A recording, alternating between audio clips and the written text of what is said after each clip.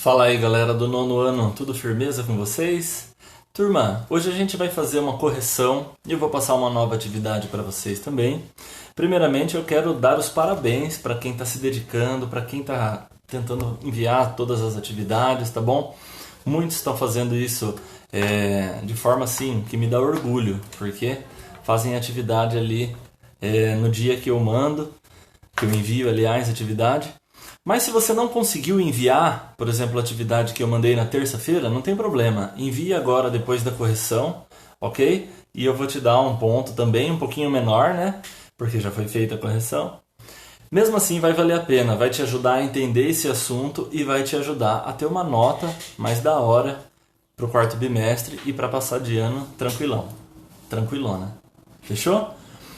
Então a gente está falando sobre a Rússia e sobre os países que sobreviveram, né, ao fim da União Soviética. A nossa atividade então é da página 392 e 393. Vamos lá. Galera, confesso que essas atividades não estavam muito fáceis não, então fica aqui o parabéns maior ainda para aqueles que conseguiram e para aquelas que conseguiram fazer, certo? Na questão 1, então, pedi a tua opinião, né? Aliás, falava para você dizer com as tuas palavras o que aconteceu com os países depois do fim da União Soviética. E a verdade, galera, é que muitos deles sofreram com problemas econômicos, muitos deles sofreram com estagnação mesmo econômica. O país teve dificuldade de competir no mundo capitalista por conta do desemprego, por conta da baixa produtividade que havia ali, e ali então surgiu um grave problema de desigualdade social. É bem difícil, turma. Falava então sobre uma questão, aliás, de uma faculdade, né, particular, Mackenzie, que falava sobre a natalidade ou a diminuição, o aumento demográfico na Rússia. Então, quais questões aí estavam corretas? Galera, apenas a 2 e a 3, certo?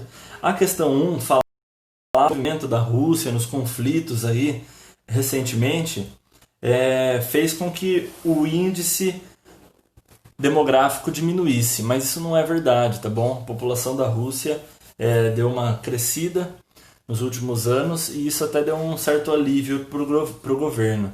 Então, não é verdade essa, as outras questões estão corretas. Lá em cima, então, agora na questão 3, né? Então, qual é a principal área produtora de gêneros agropecuários na Rússia? Galera, é o oeste do país onde tem essa área chamada Chernozion. Eu nem sei se é assim que fala, Chernozion, mas é por aí. É uma área, então, que é bastante fértil, o solo é bastante nutritivo e favorece a agricultura, e a Rússia explora bastante e consegue, então, desenvolver bastante riquezas. Ok? Questão 4, então, fala para você explicar a importância do setor energético na Rússia. Galera, a Rússia é forte economicamente, sempre foi, né? Justamente porque tem muitos recursos no seu país. E o petróleo, o gás natural, os rios para produzir energia elétrica, todas essas coisas são importantes, porque o país então consegue ter indústrias, consegue ter matéria-prima e consegue vender também esses recursos naturais, como o petróleo e o gás natural. Então, galera, é importante para a economia da Rússia esse setor energético. A questão 5 é para você caracterizar o setor industrial. Vamos lá, o setor industrial da Rússia ele não é tão top quanto dos Estados Unidos e do Japão. No Japão e nos Estados Unidos tem muita diversidade de indústrias e a tecnologia é muito avançada. Na Rússia eles não conseguiram isso ainda. Mas a indústria de base, a indústria de extração, de transformação da matéria-prima, né, por exemplo, a siderúrgica, a refinaria de petróleo, essas indústrias aí elas são muito fortes. A indústria de bens de consumo, que é essa que produz computador, que produz, né, as coisas que a gente utiliza no dia a dia, é mais fraca, não é tão desenvolvida, tá bom? Questão 6, então, era bem difícil essa pesquisa, mas pedia para você pesquisar, então, algum país que fez essa transição aí, do socialismo para o capitalismo. Na União Soviética, então, os países tiveram que fazer essa transição. E como é que foi? Galera, é um pouco parecido com a questão 1, tá bom? Então, os países passaram aí por dificuldade, por crise econômica, porque eles estavam vivendo ali buscando a igualdade, não buscando o desenvolvimento, né, tecnológico, lucro, e daí quando eles se propuseram a isso, enfrentaram dificuldades de competir com a Alemanha, de competir, aliás, com a Alemanha Ocidental, de competir com os países da Europa, com os Estados Unidos, com o Japão, certo? Então foi difícil. Encerramos a correção. Então a gente tem uma atividadezinha, certo? Para hoje, tá bem tranquila na verdade. Vou mostrar aqui para vocês. Galera, é necessário você ler a página 398, porque tá falando sobre conflitos que existem entre a Rússia e alguns países da Europa Oriental, como por exemplo a Ucrânia. A Rússia e a Ucrânia têm umas tretas muito loucas.